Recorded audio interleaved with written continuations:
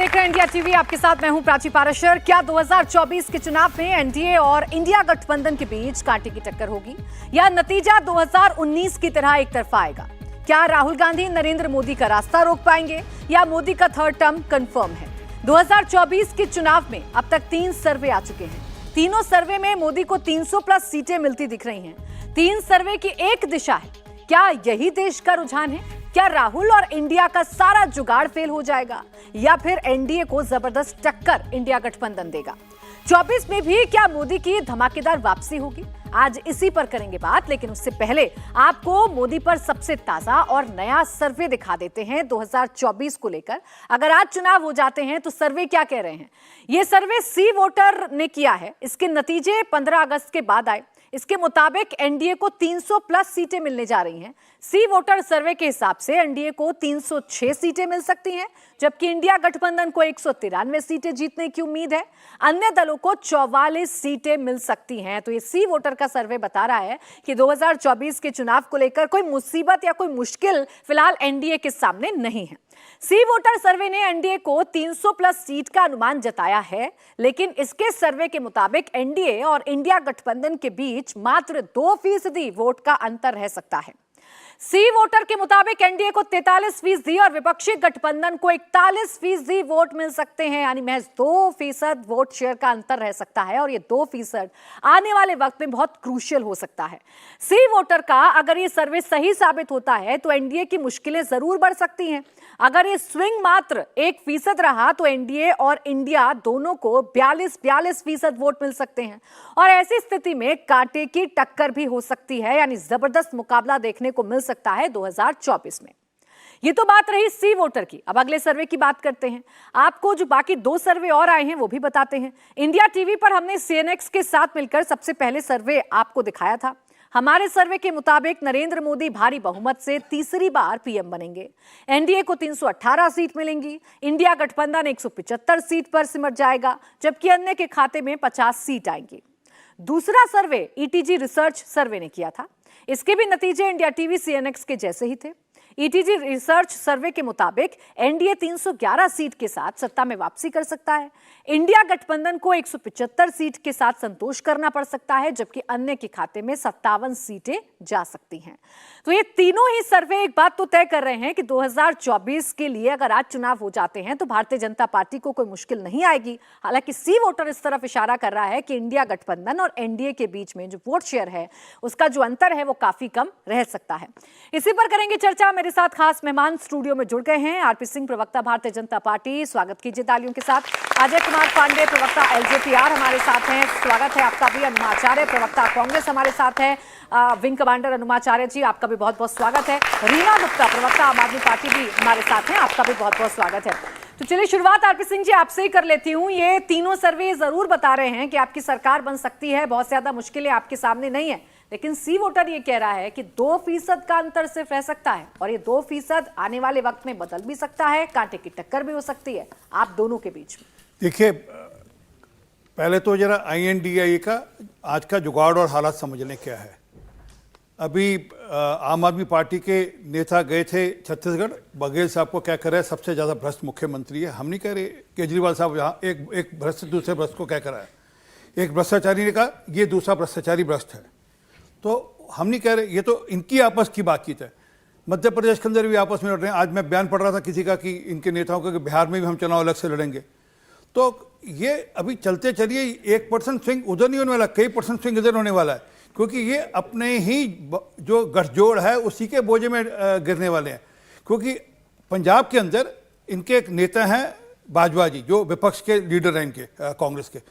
वो कहते हैं कि हमारा समझौता सिर्फ हमारा जो समझौता हुआ था एक बिल को लेकर था, सर्विसेज बिल को लेकर था, उसके अलावा कुछ नहीं है।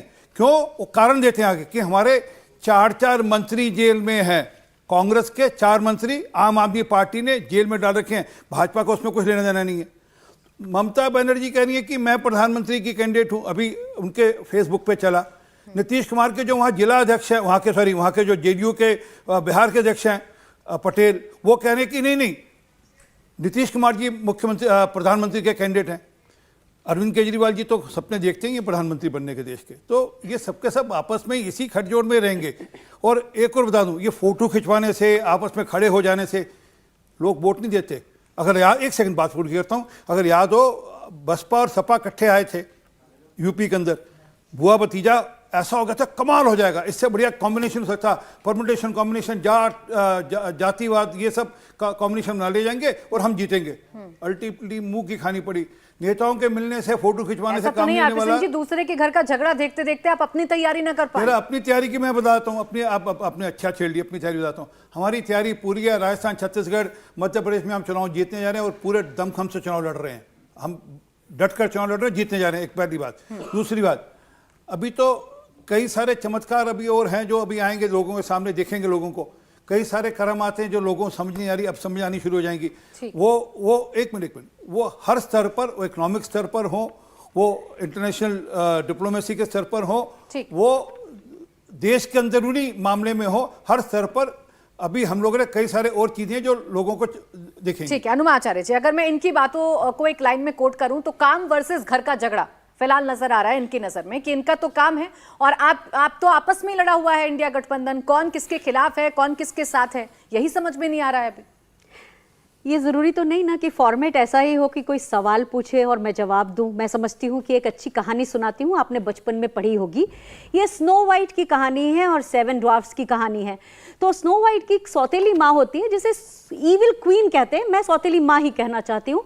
और उसके पास एक जादुई आईना होता है। तो रोज सुबह उठ के उससे पूछती है कि मुझसे ज्यादा खूबसूरत कौन, मुझसे ज्यादा अच्छा कौन, मुझसे ज्यादा गोरा कौन। और आईना रोज उसे बताता है जब तक कि स्नो वाइट एक टीनेजर लड़की नहीं बन जाती। और फिर एक दिन आईना जब कहता है कि स्नो वाइट तुमसे ज्यादा खूबसूरत है, तो वो उसे मरवाने के लिए पहले सैनिकों के साथ भेजती है। सैनिक उसकी मासूमियत देख के उसे मारते नहीं है, जंगल में छोड़ आते हैं और वहां उसको 7 बौने मिलते हैं।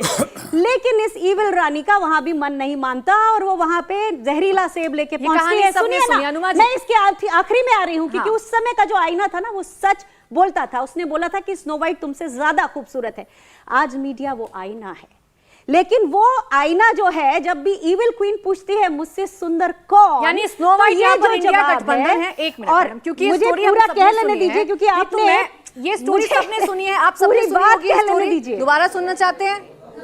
स्टोरी से अलग हटकर अब सियासत पर आ जाते हैं। बस इतना बता दीजिए कि स्नो वाइट इंडिया गठबंधन है और जो ईविल क्वीन की आप बात कर रहे हैं, आप भारतीय जनता पार्टी एनडीए की तरफ इशारा है।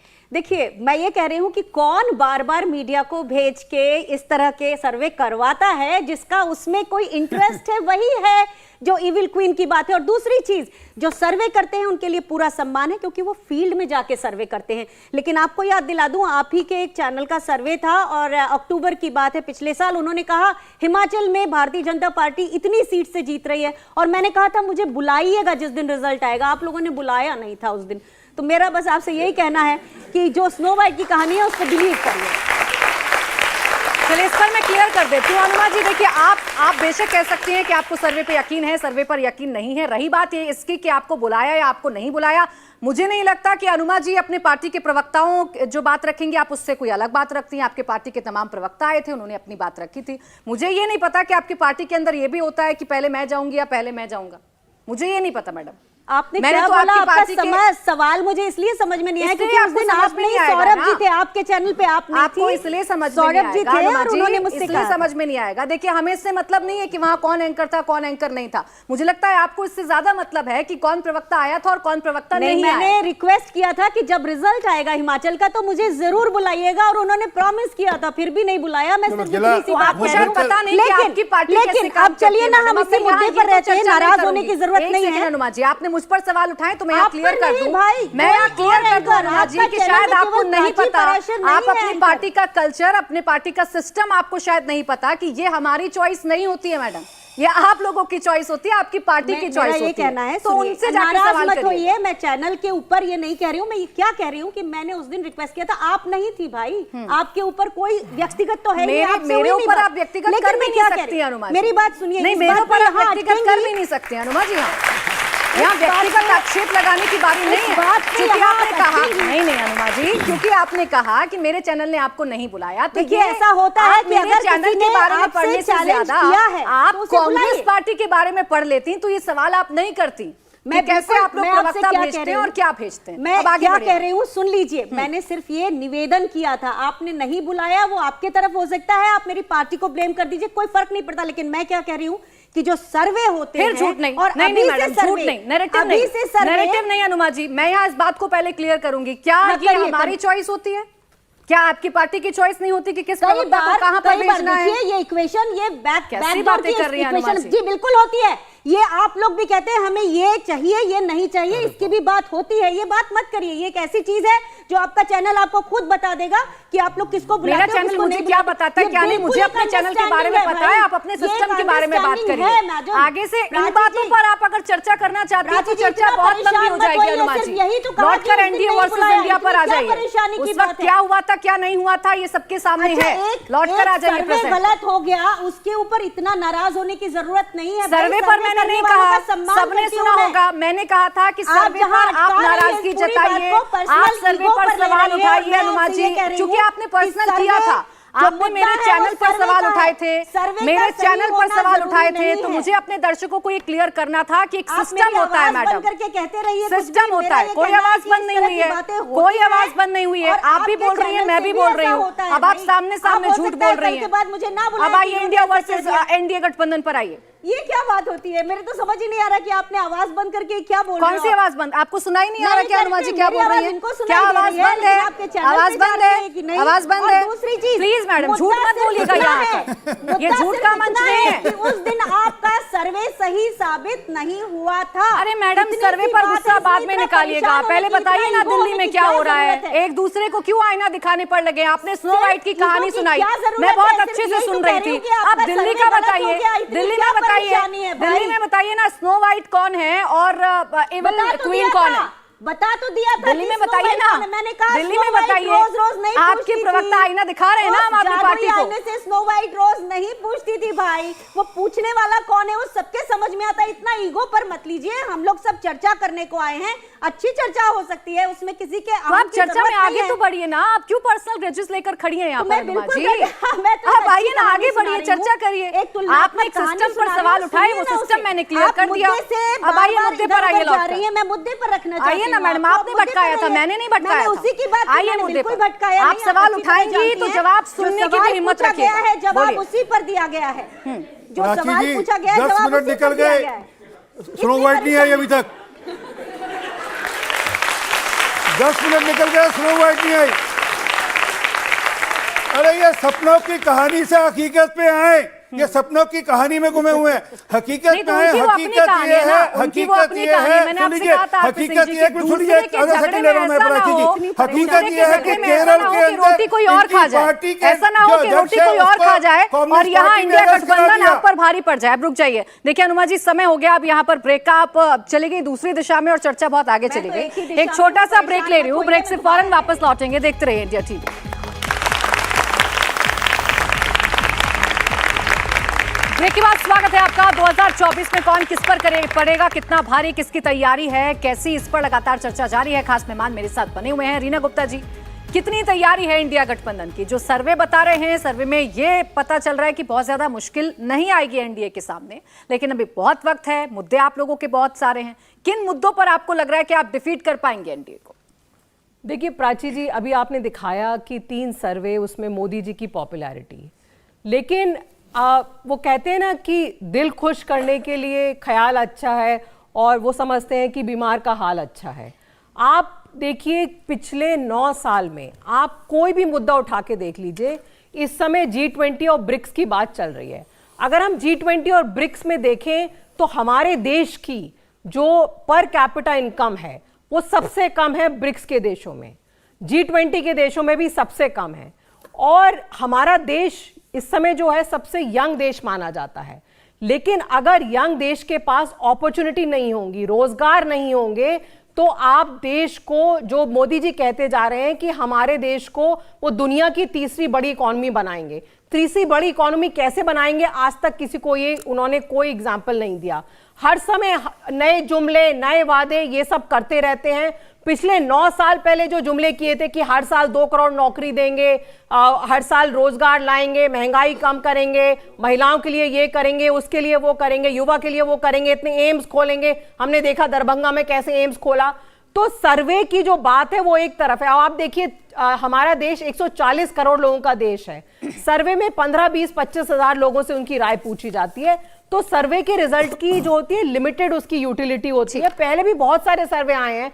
2004 में इंडिया शाइनिंग का सर्वे आया था, उसके बाद इंडिया ने दिखा दिया कि इंडिया शाइनिंग नहीं है और भारतीय जनता पार्टी को छोड़ दिया। दूसरी तरफ जो आपने बोला कि इंडिया की क्या तैयारी है, जो इंडिया गठबंधन था उसका पिछली बार 63% वोट शेयर था।